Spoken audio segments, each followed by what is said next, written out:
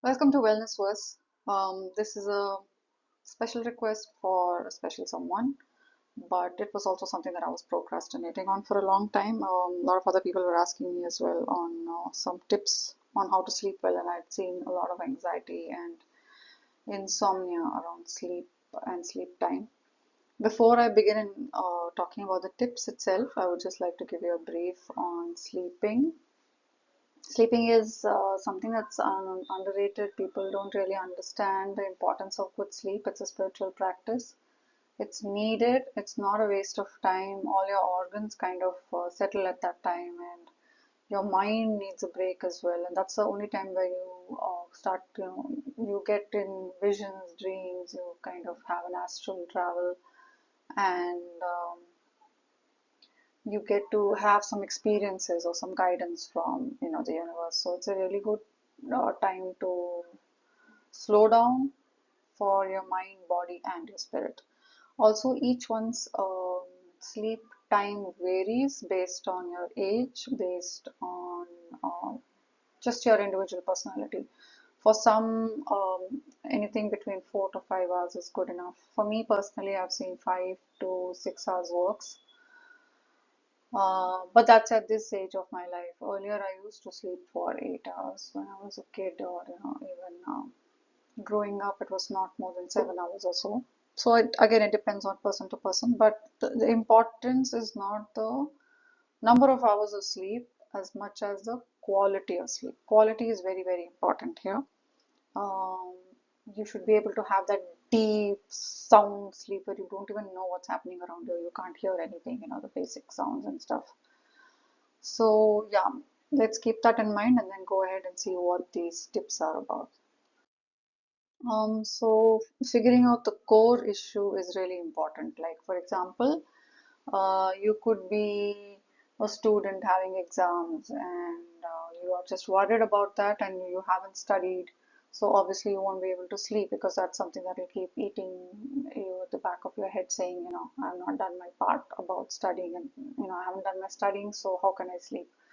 Or you could be somebody who's having work issues. You cannot sleep because you have all those work stress and issues that are in the back of your head, or you're too wound up seeing screen or television, or just uh, wound up with, let's say, partying or something. Then obviously you can't sleep. So if it's a one-off issue that you're not able to sleep like that, then that's fine. But if it's a constant thing, especially over a few months or years, then this is something that you really need to address and solve. So for that, you really need to find out what the core issue is. Reach out to me if you need any help with this. I can assist you figuring out the core issue and how to work on it on a more detailed manner. So the issue is important. Once you know that, then you can figure out what to do. Awareness is important to every solution for any issue. And yeah, so also be kind to yourself. Don't beat yourself up if you feel that, okay, it was such a silly thing that I did and because of that I couldn't sleep. Be kind to yourself first of all. Know that you deserve everything just like everyone else. Be more forgiving of yourself. Forgive yourself for your past mistakes. Forgive anyone that you feel that you need to forgive, because if you hold all of that, it could come up in your sleep. Even if you get into deep sleep, sometimes you could just be woken up with some major emotion or some stress that is kind of ingrained in your subconscious mind. So start consciously being kind to yourself. Do things that you love. Practice more self-care and self-love in your life. Inculcate it. Pamper yourself. Do whatever it needs to understand how to be kind to yourself. Don't be hard on yourself, especially if you've made a mistake, because we're all humans. We do a lot of stuff that may not be for our highest good, but know that, okay, you learned something from that and now you need to move on from it. So um, be compassionate to yourself first before you can do it to someone else. Meditation is an important practice, not just for sleep, but also for your mind, body, spirit, your emotions, and for your overall holistic healing. For sleeping, particularly, meditation is really good.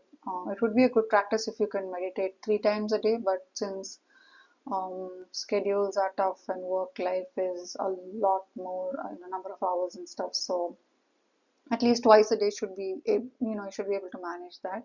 Maybe once in the morning when you wake up, at least 5 to 10 minutes where you zone out before you start your day, so that you can get to, a few seconds of just planning your day, and also to just calm down so that you are more in the present moment, more mindful, and more able to handle the rest of your day.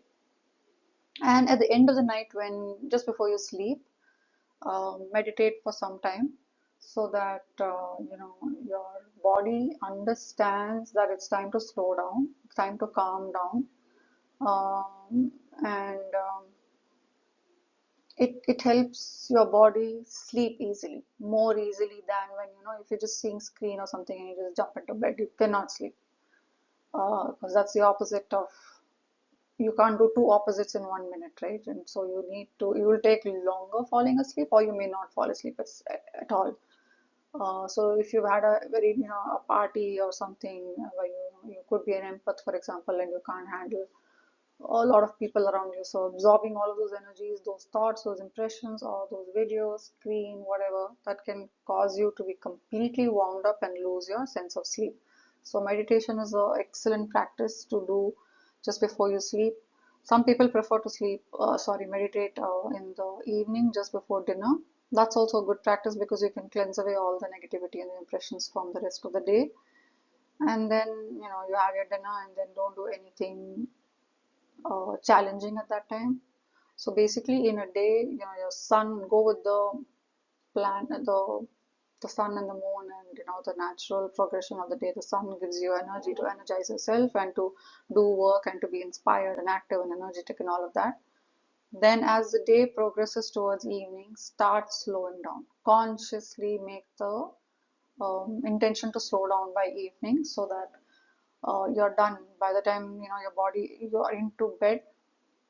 Your body is already slowed down and it's ready for that gradual progression rather than a sudden shift from being highly wound up to completely zoning out. So meditate just before you sleep as well. That's really a good practice. Even 5-10 minutes will help.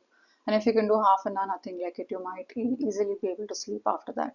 And if you're struggling with meditation, please reach out to me. I can help you, guide you on how to meditate easily.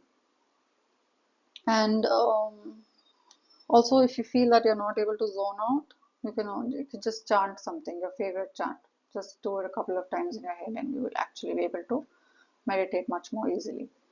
Exercise is like not high intention, heavy exercises or something, but more of lighter, milder exercises like walking. It's very good to walk after you've eaten your dinner, for example. Just a few steps, or at least about 1,000 to 3,000 steps should kind of help you digest your food and to get you a little bit tired so that you can sleep. Or you can do some mild exercises that kind of relax your body and helps you release all the negativity or any stress that would be accumulated in your body. It helps you release all of that. So mild exercise or walking is generally good before sleeping, if you're not able to sleep, especially. Diet. So diet is very important. I don't mean diet as in fast or something, but again, depending on your age, if you're you know a child or a kid or in your teens or even adolescents and all of that, it's okay to eat, but still follow the natural rhythm of the day. For example, in the morning, you can have a hearty breakfast, medium kind of lunch, and a very light dinner, and very early. Eat by the time the sun is setting, eat by then and be done with it, so that your body gets ample time to digest the food that you've eaten, because food itself takes a long time to eat. And since your body is slowing down towards the second half of the day, closer to night, it is a good practice to eat light, because you're not going to do anything except sleep. So it's easy, it's a good thing to eat lighter food like salad, soups, or uh, whatever could be digested more easily. So make sure you eat a lighter diet and at the right time. That is the most important. Finish your dinner by if the sun sets around 6:37, then that should be your last meal of the day, not any time after that. So this keeps your stomach good. You don't get, flatulence, or you don't get those indigestion issues or whatever. And if there is something also, you can sort it out before you sleep. So that gives you enough time to rectify all of that. Let's see some more tips. So screen time. Screen time is this is while uh, the phones are used for everything from ordering groceries to answering emails or to doing your work or whatever else needs to be done, paying bills, um, everything else, talking to people, communicating, or figuring out easier things. But still keep your phone time restricted to a certain number of hours a day, because you also see the laptop or you also see the the television screen and stuff.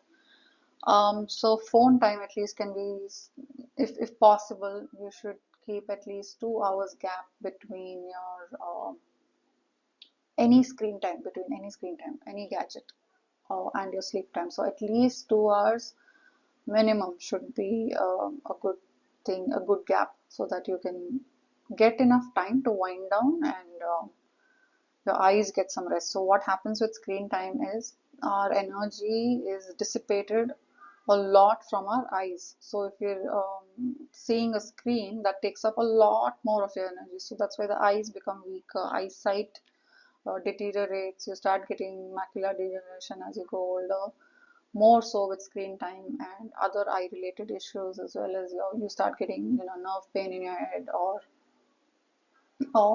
you just feel more tired. That's because the energy is being dissipated. Whatever you're seeing the screen is like it's causing you more stress and more exhaustion and tiredness. So reducing screen time is a very mandatory habit. Unless you have some meetings or something, try and restrict your screen time to at least 2.5 or 3 hours before your bedtime. A prayer is again underrated, so this is something that you can easily do and it's so beneficial. Prayer can be done throughout the day whenever you get time. It just takes a few seconds or a minute or so at the max. Start your day and end your day with prayer. Whatever prayer you believe in, whatever chants, affirmations, or anything that you relate to, twice a day is good because it protects you throughout the day. Start your day with a prayer, end your day with a prayer, so that you can sleep nicely. And in particular, for example, I like to call upon Archangel Michael to protect me throughout the day as well as at night, to protect me throughout the night. That's one. And then for sleep, if you feel that you need sleep, you can call upon Archangel Amethyst. So she will help you release anxiety, calm down, and she will also help you with insomnia so that you can sleep well for the rest of the night. You can use crystals as well, such as the amethyst crystal, and selenite. Selenite is my all-time favorite. It's a default crystal. You can use that. Keep it under your pillow. Hold it in your hand to release all the toxicity, negativity, and all of that. And so you can be cleansed before you sleep. Um, then journaling. Journaling, if it's possible, you can do this so that if there's something that's bothering you, get it out of your system rather than keeping it inside. So write down, keep a small diary near you on a pen or pencil or whatever, and then write down whatever is bothering you. If there is something that's bothering you, get it out there so that you can tell yourself that it's out of my body, it's on paper, and I've done with it, I've brought it out of my system. Or on a nicer note, on a more positive note, you can also write things that you appreciate about yourself or how your day has been. Just a few lines, how what you liked about the day, what you liked about what you did for the challenges that you had during the day, and how you handled it, how you dealt with it. Write something fun, or gratitude is the best thing. So write at least 4 to 5 things that you're grateful for that day, and each day you can do this, and this helps you be more mindful, more aligned with the divine consciousness and with your soul. So light beverage is something like you can have. There are lots of things along this. There are Bach flower remedies as well, and also essential oils that make you soothe you to into sleeping. Some people prefer to keep a diffuser, which is which helps you calm down and sleep as well. Or you can have a light beverage like lemon juice, something like that, or black tea, or chamomile tea, and there are many more like that that can help you calm and soothe your nerves so that you can sleep well. Some people prefer to have melatonin strips or something which helps you in case you have digestion issues, then you can have something that helps you uh, improve your digestion and help so that that doesn't cause you any issue throughout the night. You can have some digestive things that help you soothe your gut and help you sleep well throughout the night. Breath work. Breath work is very important. This is also something that you can do throughout the day. Breath work again makes you feel mindful and calm, and it's something that eases your mind, body, and spirit. Slow deep breathing exercises is something that you can try. For example, inhale for a shorter count and exhale for a longer count. Inhale through your nose for a shorter period, and then exhale with your mouth with a little bit of force. So keep doing that until you calm down, until your breath settles, and until you feel more restful. This breath work can be incorporated along with your prayer and meditation at bedtime. Breath work can be done throughout the day as well, and also before and after your exercises. And otherwise, you can just say chant Om in your breath work so that you can calm down and you can focus on nothingness for some time. So when you chant Om, inhale and then exhale from your stomach, so you can feel the entire the Om's the resonance of Om throughout your body. If you can chant it loudly, that's great. Otherwise, you can just say it in your mind. But more importantly, inhale, and you can do some pranayama as well, or anulom vilom, whatever helps you calm down. There are specific yoga breath work that help you cool your body down as well, in case you're someone who feels hot all the time, or if you're going through something like menopause or something. Then, and if you're struggling with that, then breath work is very good. You can help bring the body's temperature down so that you can calm down and sleep well. And if you're someone who's having hot flashes and stuff throughout the night, then there are specific medicines that you can take for your hormones and nerves as well. So another crystal that helps with hormones and nerves is a peach moonstone. So if you're a woman seeing this video, then please go ahead and use peach moonstone to calm your nerves and your hormones, and keep it under your pillow so you can have a restful sleep at night. And if you're struggling with sleep issues related to menopause, please reach out to me. I can guide you with that as well. I hope this video helped. Reach out to me at the links below for any guidance, and sleep well. And let me know in the comments if this helped and if there's anything that you would like to add to this. Thank you.